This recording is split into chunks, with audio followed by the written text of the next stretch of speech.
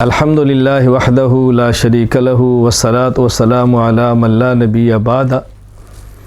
عید الفطر کے دن کے معمولات جو ایک مسلمان کی شان کے لائق ہیں وہ اچھی طرح سن لیں، پھر ہم سب اس پر عمل کریں، اللہ توفیق عطا فرمائے۔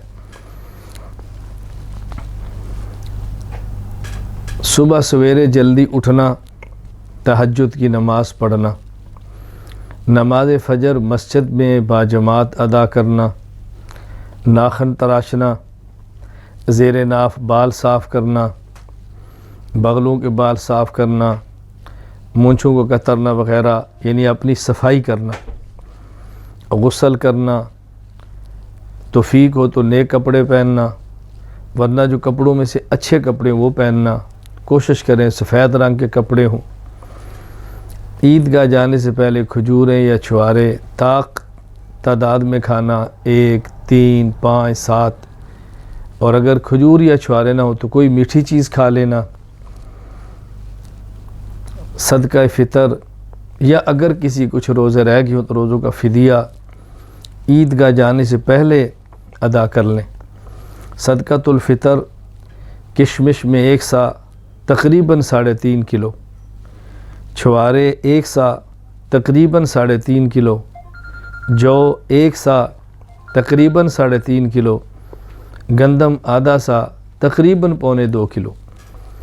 یہ جنس ادا کر دیں یا ان کی جنس کی مقدار یا جنس کے جو پیسے بنتے ہیں وہ ادا کر دیں، ان کی قیمت ادا کر دیں۔ میں یہاں گزارش کروں گا اللہ تعالیٰ نے وسعت عطا فرمائی ہو تو جو سب سے مہنگی ہے اس کے پیسے دیں، وسعت کم ہو تو اس سے کم دیں، پھر کم ہو تو اس سے کم دیں، آخری درجہ ہمارے ہاں گندم کا ہوتا ہے، اس کی قیمت ادا کریں۔ بہرحال اپنی وسعت اللہ کی عطا کو مد نظر رکھیں۔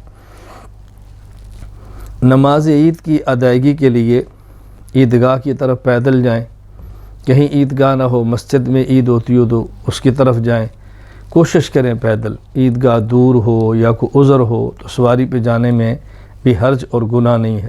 عیدگاہ کی طرف جاتے ہوئے تکبیرات کہتے ہوئے جائیں، اللہ اکبر اللہ اکبر، لا الہ الا اللہ واللہ اکبر، اللہ اکبر وللہ الحمد۔ عیدگاہ کی طرف خواتین نہ جائیں، خواتین پر عید کی نماز واجب نہیں ہے، وہ گھروں میں رہیں۔ شوہر، بیٹا، ان کو تیار کریں، والد ہے تو ان کی خدمت کریں، گھر میں بھائی ہے تو اس کو تیار کریں، کپڑے پہنائیں، اچھی چیزیں ان کو دیں، وہ گھر کو سنبھالیں۔ عیدگاہ سے جب واپس آئیں ان کے آنے سے پہلے کھانا تیار کریں، اللہ تعالیٰ ان کو بھی اجر عطا فرمائیں گے۔ عیدگاہ پہنچ کر بیٹھیں، توجہ سے امام کی تقریر سنیں۔ عید کے دن 2 رکعت نماز امام کے ساتھ باجماعت ادا کریں۔ طریقہ اچھی طرح ذہن نشین فرما لیں۔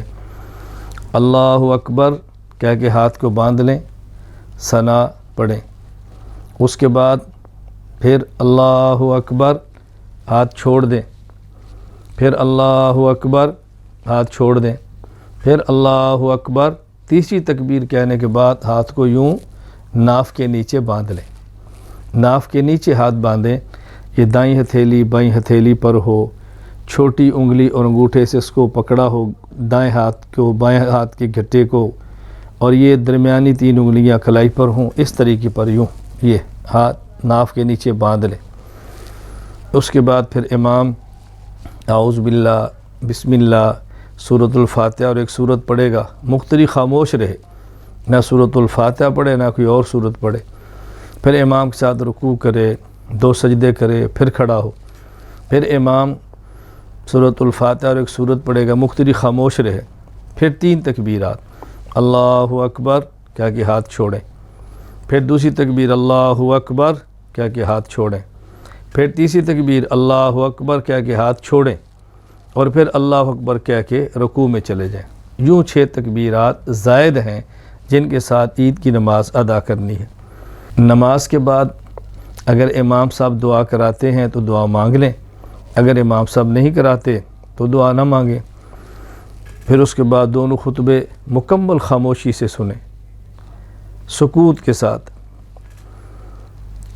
خطبہ مکمل ہونے کے بعد عید کی مبارکباد دینا کوئی حرج کی بات نہیں ہے، ہاں البتہ معانقہ کرنا اور اس کو عید کے دن کی سنت سمجھ کر یا مستحب سمجھ کر کرنا یہ تو ٹھیک نہیں ہے۔ ویسے اگر ایک عرصے کے بعد عید کے دن ملے ہیں، معانقہ بھی کر لیں، مصافحہ بھی کر لیں، السلام علیکم بھی کہہ لیں، کوئی حرج نہیں ہے۔ اگر کسی شخص نے عید کی نماز سے پہلے صدقۃ الفطر ادا نہیں کیا تو عید کی نماز کے بعد ادا کر لیں، ادا کرنا ہے، یہ ذمہ ہے۔ جتنی تاخیر ہوگی توبہ استغفار کی ضرورت ہے، لیکن ادا کرنا ہے۔ عید کے دن شریعت کے دائرہ میں رہ کے خوشیاں منانا کوئی حرج نہیں۔ اس موقع پر اچھے کپڑے پہننا، خوشبو لگانا، غریب کی مدد کرنا، مسکینوں کا خیال رکھنا، اچھے کھانے کھانا، یہ سب خوشیوں کے اندر شامل ہے۔ بس عید کے دن ایسی خوشیاں نہ منائیں کہ جیسے اللہ ناراض ہو، جیسے شیطان خوش ہو، معصیت ہو، رسول اللہ صلی اللہ علیہ وسلم کی نافرمانی ہو، ایسی خوشیوں سے بچیں۔ اللہ تعالی ہمیں سنت کے مطابق عید کے دن گزارنے کی توفیق عطا فرمائے۔